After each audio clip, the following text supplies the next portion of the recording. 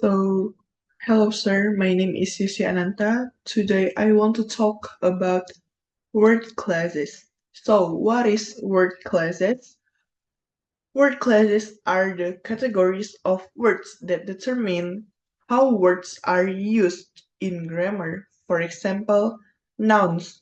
Nouns can represent the names of place, persons, things, or concepts. And while verb can represent the names of action or states.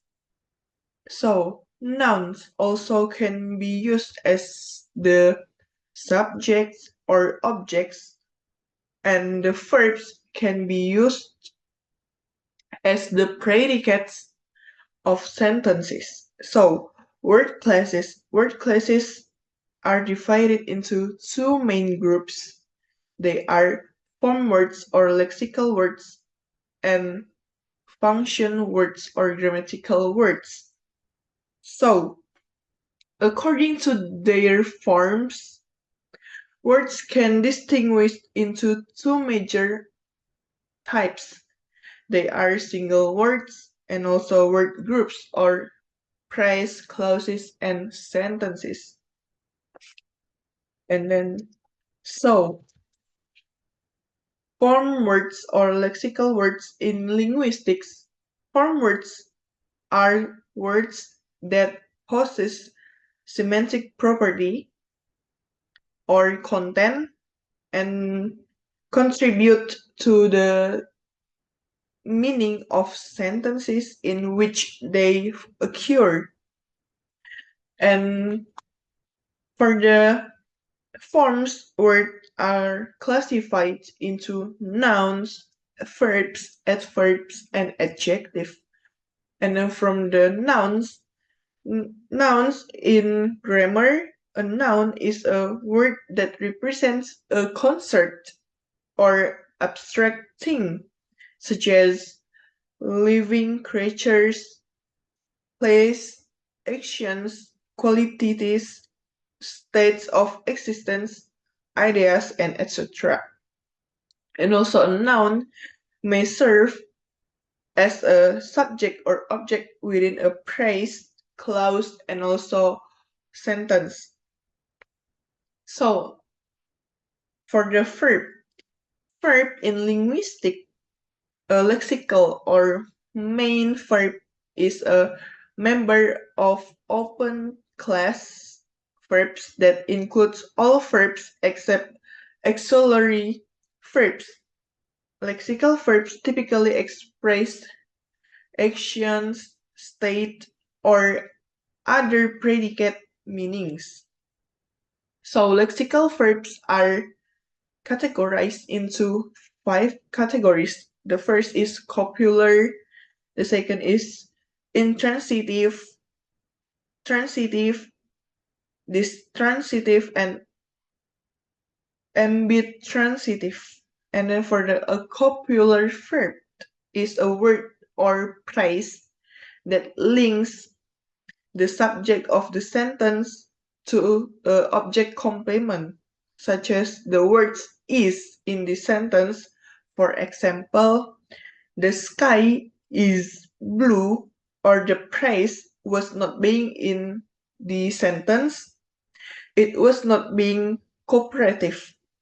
And then for an intransitive verb is a verb aside from an auxiliary verb whose context does not entail a transitive object.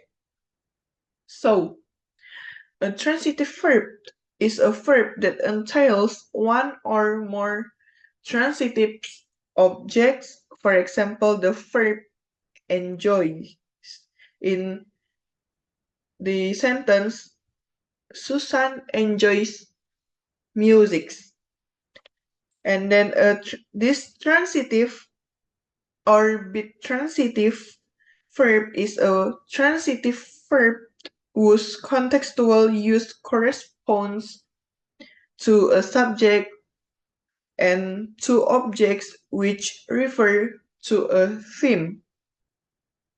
And an arbitrative verb is a verb that is both intransitive and transitive. This type of verb may or may not require a direct object. And for the example, the word is drive became she drove home. It doesn't have a direct object, while she drove her car home. Has a direct object. So for the adjective word, an adjective is a word that describes or defines a noun or pronoun or noun phrase. Its semantic role is to change information given by the noun. For example, there is a funny idea. So, attributive that modifies the head noun. So, idea as a head to modifies the sentence, the noun. And then that idea is funny. This is the predicative because follows a linking verb and modifies the subjects. And also, tell tell me something funny, positive, because place after the noun or pronoun there is modifies. So for the adverb is a word or expression that generally modifies a verb, adjective, another adverb, determiner, clause, preposition, or sentence. Adverbs typically express manner, place, time, frequency, degree, or level of certainty. So, the term adverb implies that the principal function of adverbs is to act as modifiers of verbs or verbs phrases. And an adverb used in the way may provide information about the manner, place, time, frequency, certainty, or other circumstances of the activity. So, for the example, she sang nicely. So, modifies the verb sang, indicating the manner of singing. And other examples, she seldom socializes. So the seldom modifies the verb socialize, indicating frequency. An adverb can also be used as modifiers of adjectives and other adverbs, often to indicate degree. For the example, you are very quiet. So the adverb quiet modifies the adjective right indicating degree. So for the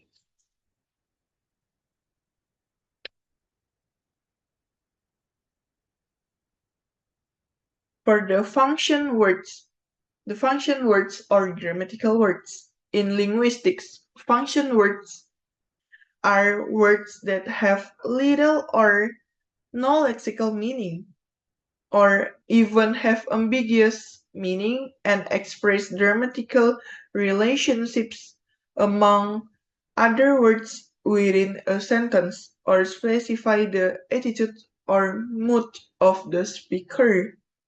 And function words include auxiliaries, determiners, conjunctions, interjections, modals, prepositions, pronouns, qualifiers, and question words.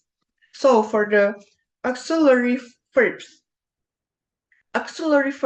also known as helping verbs, such as am, is, are, can, do, and etc. So the example, Michael is studying at Widyadharma University. So the auxiliary verbs, of course, is, and then the determiners are words such as article, the, or an. And then the possessive pronouns, example, their, your. So the example of sentence is she bakes a cake. So the determiners or the article is a. And then for the conjunctions, conjunctions connect parts of a sentence, items in a list, to separate sentences or clauses and phrases to a sentence. And for the example of conjunctions are and, but, for, yet, neither, or, so, when, although, and etc. So the example in here, Dea ran fast, but she missed the train. So the conjunctions in that sentence is but. And then for the interjections is a word or phrase used to express a feeling or to request or demand something. So the example is what a beautiful house. So this is the expression how we to express that something. And then for the modals in English grammar are words that express modality, which is the grammaticalized expression of the subjective attitudes and opinions of the speaker, including possibility, probability, necessity, obligation, and ability, and etc. So in here, modal is a grammatical functions. Example of modal auxiliaries are can't, might, could, should, would, will, or must. So in example, you could be the winner. You could be the winner. So the could as a possibility. And then the prepositions. The prepositions is a part of speech that shows the relation of a noun or pronoun to another word. For the example, I study at Widyadharma. So the preposition here is at, because the relationships include where, when, who, or what. And then for the examples of prepositions are through, in, of, between, on, with, into, within, or etc. So, and for the pronouns are words that are used in place of nouns or other pronouns in a sentence to make it less repetitive and less awkward. So the example is Junie has many candies in her pocket. So this is refers to the context or for the reader. And then qualifiers function like adverbs and show the degree of an adjective or verb, but they have no real meaning themselves. And for the question words, often called words, are function words that can be used to ask open questions. Open question means that some words such as who, which, where, to ask something or to ask something to someone.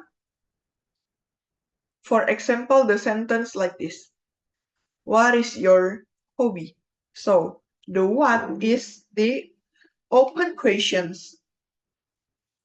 Or maybe I give him I gave him a book, so which is new.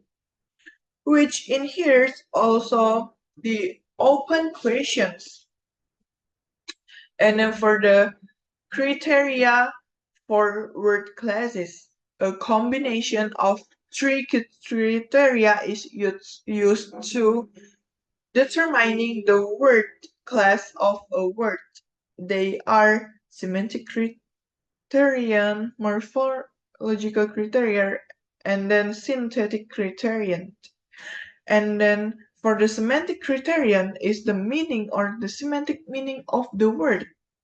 So when using semantic criterion, we generalize about the kind of meanings and words conveys. For the example, we could group together the words brother and car, as well as David, house, and London, on the basis that they all refer to people, places, and also things.